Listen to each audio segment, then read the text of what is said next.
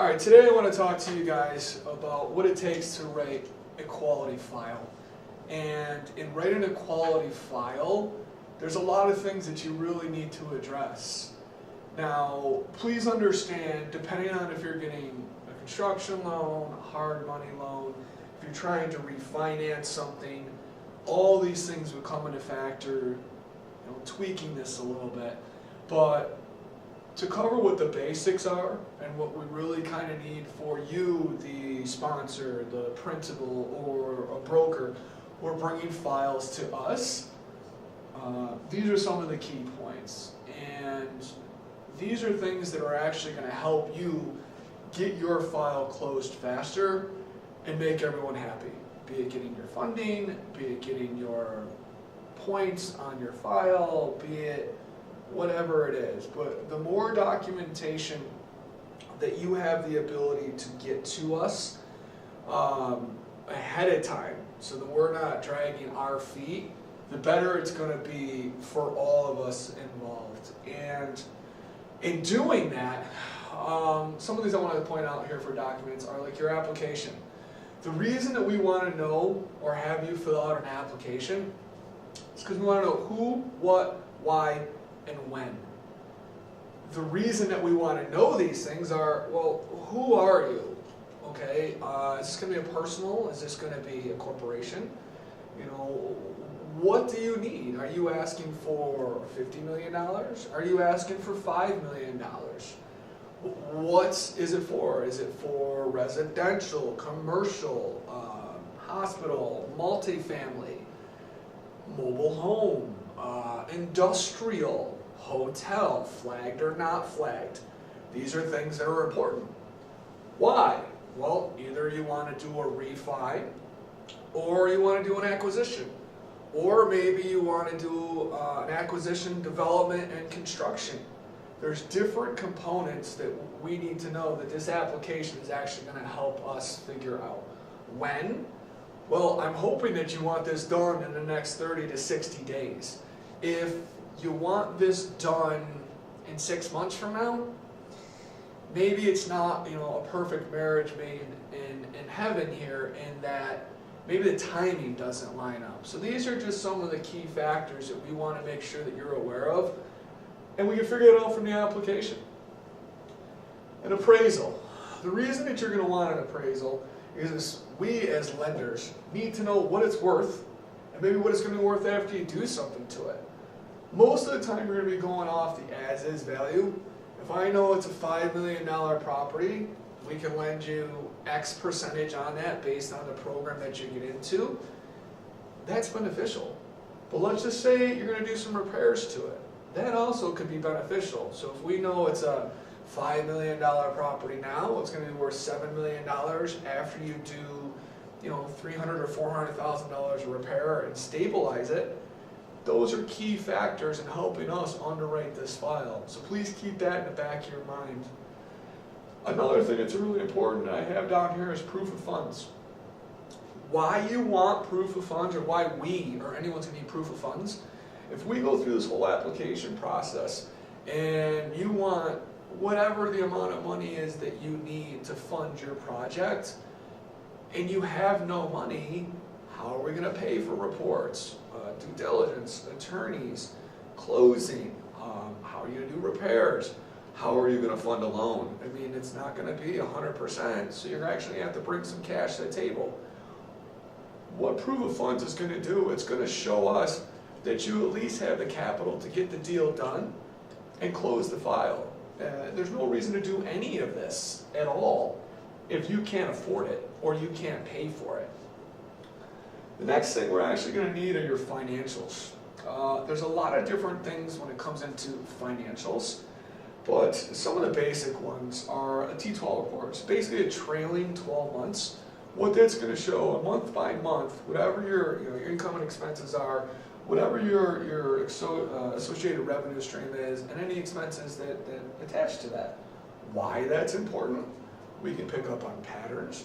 We can see maybe you're a seasonal place. If this is like a hotel, maybe you're in a travel or tourism area. If this is a multifamily property like a student housing, maybe you do a little bit more around whatever the university does for its students. 2 years of taxes. These could be corporate or personal, depending on what specifically you guys are doing. There's really not too much to explain on that. They're taxes. I mean, if you need clarification on that, by all means, you can go to like irs.gov, you can talk to your state facility, or you can even give us a call. Profit and loss. Profit and loss are, I would have to say, probably one of the more important things on here, because if we don't know what this asset looks like, we don't know if you're going to be able to support or substantiate the loan. If you're asking for X number of dollars, but you only have Y as an income stream from the commercial property, it may or may not support the ask or the loan. So let's just say you got a loan for $25 million. Okay, well, if you don't have the income to support that, be it through the rents, be it through whatever venues, be it through, renting out, rooms in a hotel or a multifamily development, or leasing warehouse space, or, space within the mall, that's kind of important. We need to know these things. Without knowing these things, we really can't close a file. We need to know what it's going to do. Pro forma kind of piggybacks off of the profit and loss.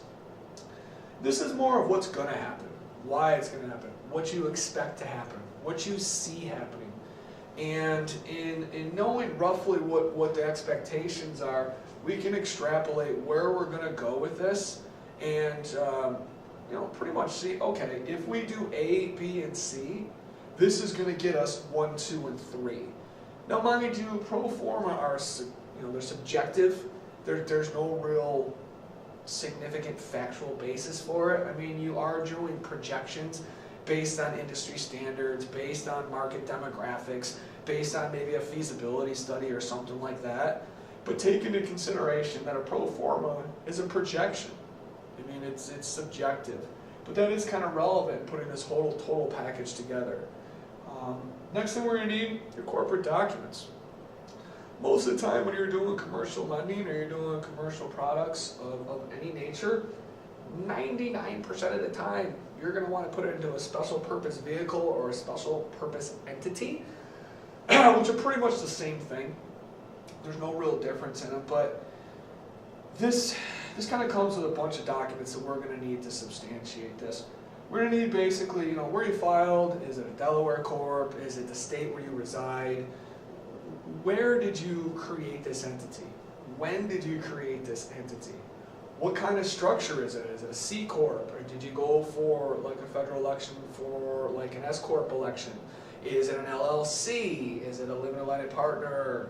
There's many different corporate structures that have to be looked at, potentially just a little bit different. But in so much as that a corporate structure is a corporate structure. I mean, you can find a little bit more about that if you want to reach out to us, or you can look online through any of your local government sites. We're going to need to know what the tax ID number is, your electronic filing identification number. Basically, your EFIN is your tax ID number. It's your social security number for your company. Everyone has one. It's real easy. Have your attorney or your accountant help you with that. That is something that's not that complicated to get together as part of your corporate documents package. Another thing that we really find that we need to have is your membership agreement. Is there limited partners? Is there general partners? Is there different share structures? Is there preferred? Is there common? Is there maybe 2 partners where one has 51%, one has 49%? Is there multiple partners? Why is there multiple partners? These are things that we really need to be able to address and kind of know going into how we're going to structure this deal. Being it's recourse or non-recourse, or even having bad boy carve-outs, all of these things would be going into consideration. The last and kind of final thing is maybe your board minutes. The reason we'd want to see that is maybe you had a special election. Maybe there was a changing of your chair. Maybe there was something that we need to know. There's a different division or acquisition that you guys have acquired that'll help support some of these financials that maybe isn't going to come into play now that could be a factor later. All of these things are definitely what's going to help you to get your file underwritten as quickly as possible. So by all means, if you're the sponsor, the principal, the developer, the broker, the person asking anyone for a loan or for us for a loan, just try to make sure that you're cognitive of these types of things.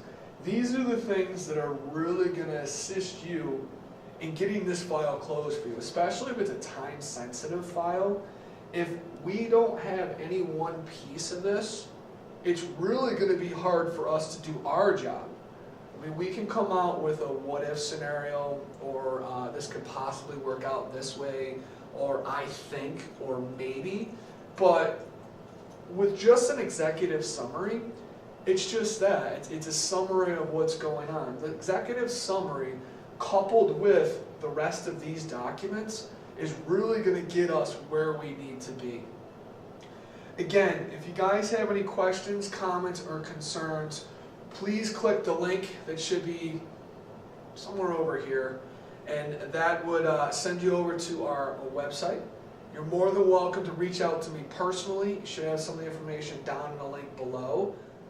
These documents right here are going to be what we need to really push your file forward and get it underwritten successfully and completely for you. In doing that, this coupled with the executive summary is going to put you where you need to be to get this file done. I hope this has been informative, and by all means, I am Jeffrey Boz from OneUp Lending. Please feel free to visit us at oneuplending.com, which should be a link up here, or click below, there should be a link in the title. Thank you, and have a nice day.